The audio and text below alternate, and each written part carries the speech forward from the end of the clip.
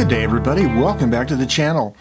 Well, since I've been typing with manual typewriters for quite a few years, it's struck me recently that my relationship with typographical errors has kind of evolved or changed over the years, and I'd kind of like to talk about how we deal with typos. Stay tuned. I think one of the big reasons why how we deal with typographical errors has changed over the years is because the typewriter's usage mode has changed. We currently live in a post-typewriter culture that's seeing a revival of interest in typewriters, but that means that we use typewriters differently than when we did back in their heyday. For instance, I went through high school in the early 1970s. I went to typing class, and we were specifically taught certain ways to format our work, to use the typewriter, certain expectations about what documents look like. For instance, no errors was an expectation because back in that day, typing was how documents were created in the business and government world, and documents could not have any errors. But these days, it's changed. We don't use typewriters, or I should say typewriters aren't commonly used in the creation of official documents, and so people like us who do use typewriters use them in vastly different ways. A lot of times it's creative usages, it's private usages, and so our relationship with the need to have error-free documents has changed. So, first of all, let's review some of the ways in which typographical errors were dealt with. And one of the things we have to think about is when we're using a cloth ribbon typewriter, the ink is impressed directly into the fibers of the paper. And so we needed a way to either cover up the ink or in some cases we could actually erase it off of there. Now, there was this thing called erasable typing paper, or sometimes it was called caressable typing paper, and it worked typically in conjunction with a typewriter erasing pencil. It is a hard rubber-tipped pencil with a brush for sweeping off the eraser crumbs. We also had those round typing erasers with the brush on them. And the way that works is you would actually erase a little bit or remove a little bit of the paper fibers off of the top surface of the paper. They probably had a different kind of sizing on the surface of the paper that could be removed a little bit, and it would take some of the ink with it. But also we have other cover-up methods of doing corrections, and of course one of those is like liquid correction fluid. Of course, whiteout is the classic variety. I happen to have this Presto brand that is a correction pen, and it uses a little metal tip, and it puts liquid down a little bit more accurately than the brush of whiteout itself. And I also like the way this says multi-purpose and ozone safe. Oh, it's ozone safe. That's pretty good. This is actually made by Pentel. And this is a fine point jumbo correction pen, implying maybe they make medium and large point pens, perhaps? I don't know. Anyway, that's one form of liquid correction, and it does have a little weight in the reservoir that you can use to shake up the fluid. But I never really liked correction fluid. It was messy, and you had to wait a few seconds in order for it to dry sufficiently for you to actually type over it, which slowed you down, right? It slowed you down. Another method of corrections that I really like are these correction tabs. Like this is Retype is this brand, but there's Correct Type and a few others. So this is a square or rectangle of clear plastic film that has coated on one side a thin, powdery white coating that if you type over the typographical error again, it will lay down this white coating just where the character imprints. And this works pretty well on white paper, with the caveat that you have to be able to retype exactly over your typographical error. So if you made one of those errors where you went to shift the first character of a word, let's say the first letter of a sentence, and you didn't quite shift all the way, and the shifted letter, the uppercase letter, is slightly elevated above the line, you probably won't be able to accurately erase it with this method, because you have to be able to recreate that exact position to retype over it. which is why one of my favorite methods of correcting mistakes has always been correction tape. They come in these little dispenser packs. In fact, I've collected a bunch of them over the years, and I've done past videos about correction tape, etc. I think I like the Staples brand pretty well. Anyways, I've used these a lot. But one caveat to using these is the film that gets laid down is white colored, and it's kind of bright white colored, and you need bright white paper in order for it to be concealed. And if you like typing on off-white paper like I've come to like it, this really doesn't work for you because it's going to be more unsightly than just to have the typographical error maybe struck through or typed over or whatever. There's also another method you might do if you were in a certain mindset, in that you could take a little strip of paper, of the same kind of paper that you're typing on, regardless of what color it is. Cut out some strips that are the proper height to cover the typeface on your typewriter, and use glue stick. This is Uhu glue stick, which I think is the best.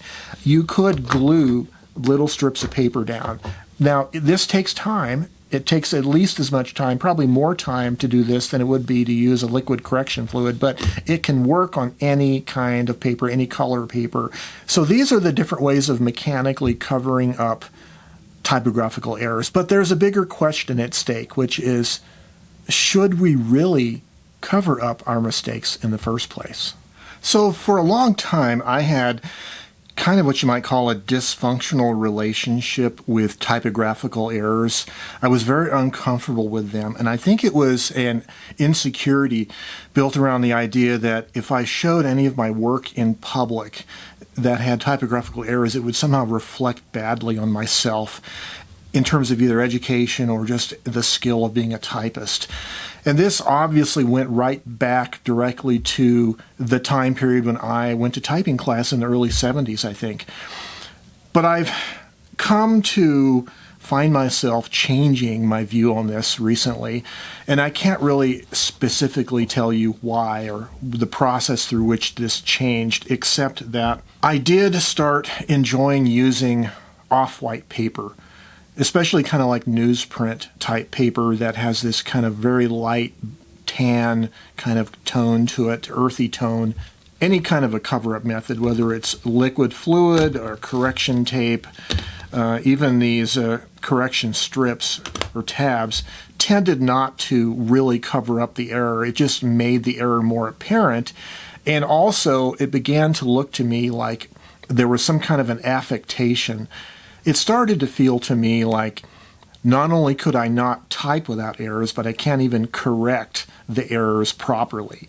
So it just added another layer of insecurity upon the way I already felt. And so as I've gone through the process of evolving my relationship to how I write and create with words with typewriters, as you have followed along on this channel in my venture, you know that I've come to find typewriters work really well for the early stages of writing, the first draft process, the process of laying down random words and just dumping stuff from your subconscious mind onto paper. The very early stages, I think these work really well. And I found that the entire process of trying to correct typographical errors, regardless of the efficacy of how well they work in covering them up, but just the process of trying to do that itself tended to slow down the creative process somewhat, and it made it less efficient. But at the same time, I recognize that there is a balance here to be struck, because for one, if I'm writing just for myself, like a creative project in the very early stages of creativity, and I'm putting just thoughts down on paper and I make a typographical error, there's a good reason why I wouldn't necessarily need to correct it. It's because it's only for myself. Nobody else needs to read it. And as long as I know what I meant when I mistype the word or letter, then that's fine. I can correct it when I do another revision, when I use that raw stuff in some other piece. But if I am sending off a piece of typewritten work for other people to read, whether it's a personal letter via the postal service or it is a scanned, photographed work that I'm putting online, either on my blog or someone else's blog or whatever, I at least want it to be readable, and to be readable in the sense of whatever error is there, whatever imperfection doesn't slow down the reading process, it doesn't hinder the reading process. So there's a fine balance here I think I'm coming to, where I think it's important to try to correct spelling, misspelled words, or at least misstruck letters, misstruck characters. But I don't need to worry about making those corrections invisible. I think I'm better now with the idea of showing the raw process of writing itself in all of its imperfections. That's part of it, and that's actually part of what typewriters do really well, is they reveal the rawness of the writing process. And so after all this blabbering here, let me just pull open some 3-ring binders and show you some examples of how I've come to evolve my relationship with typographical errors. Well, first of all, if I go back as recent as September of 2021, this was typed with my Singer Electric Smith Corona made. You can see that on this white paper I am doing some correction tape, a little bit right here, down at the bottom. I think as I get more fatigued toward the bottom of the page, a little bit right here. Yes, one right here. And you can tell even with white paper, correction tape doesn't quite match the white perfectly. You know, how many different shades of white are there in a painting store? There's a lot of different shades. So yeah, right at the bottom here, I was still trying to cover up my mistakes, and I find that kind of hilarious now. Here's another piece dated November 25th, 2021, and I was obviously also correcting, but there's something interesting going on here. I was obviously using correction tape and then typing over it, but whatever ink I was using, it kind of has this ghosty, smeary effect, almost like the typewriter ink is now starting to kind of smear out or do something weird on the correction tape, as if something's wrong with the correction tape. It doesn't take the ink as well. So it is kind of unsightly, which I find interesting. And then on December 1st of 2021, another OTP journal with my Splendid 33, I'm doing 1.5 line spacing, which I really like. And you notice I have a bunch of correction tape cover-ups that where the ink that I've typed on top of it is kind of starting to smear out, which I mentioned earlier. But at the same time, I discover that I'm starting to insert words in the space between lines, words that I might have forgotten to type in, or in this case, trying to clarify what I'm saying here. And so this is another part of an evolutionary process where I'm really discovering the benefit of wider than single line spacing and typing in between the lines. And then on the 22nd of January 2022, here is an OTP typing on the Splendid 33. And look, I start off the very top by mistyping the title. I went to do an underline under OTP and I did strike through instead. And then I typed underneath it, oh, TP. Yeah, like I need a little bit of TP there to do some corrections with. But anyways, this is kind of a red letter day, pardon the pun. There's no red ink on this letter. But you notice that I am actually now, for the first time, really starting to just X out a typographical error and type right above it. And this is really easy to do when you're using a half-line spacing typewriter that has 1.5 line spacing. Again, down here, a couple examples. And what's notable about this is my OTP typings that I type for public consumption on the One Type Page blog. This is actually stuff that I'm allowing other people to see. And so I think it's significant that if I present it in an OTP blog, it's going out to the world, and I'm getting more comfortable with the idea of corrections and errors. So even with single line spacing, I was finding with a small typeface machine, like 12 characters per inch, whatever this is. This is Olympia, so it's probably 11 point something metric. Anyways, I'm finding with this smaller typeface, in single line spacing, you can still find room to put your inserted corrections in between the lines there. and there, for instance. So this is becoming now, by this date, which is February 10th of 2022, this is becoming more of an accepted habit with me, which I find interesting. And here's another thing I found myself doing is if I know that I mistyped a word, in this case transpose the I and the E of weirdness, I'll just go ahead and underline it with the typewriter just as a way of explaining to the reader that, yes, I know I mistyped it, misspelled it, but there it is anyways. Well, if you're a typist, you certainly deal with typographical errors, because when you're putting physical ink on physical paper with mechanical devices that are hand-operated, there will inevitably be something that goes wrong in that process. There will be a letter misstruck. And so I'm sure all of you out there who are typists can relate to this subject matter, but I'd like to hear from you. How do you deal with typographical errors? First of all, do you deal with them? Do you not even worry about them? Or does it matter? Does it depend upon what the typewritten work is going to be used for? I think it does usually for most people. And what is your favorite correction method if you do correct?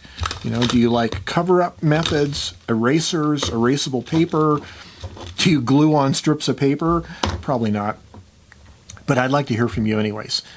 And it's all part of this continual process of being creative, which I wish the very best for you. Have yourselves a great day. Bye-bye for now.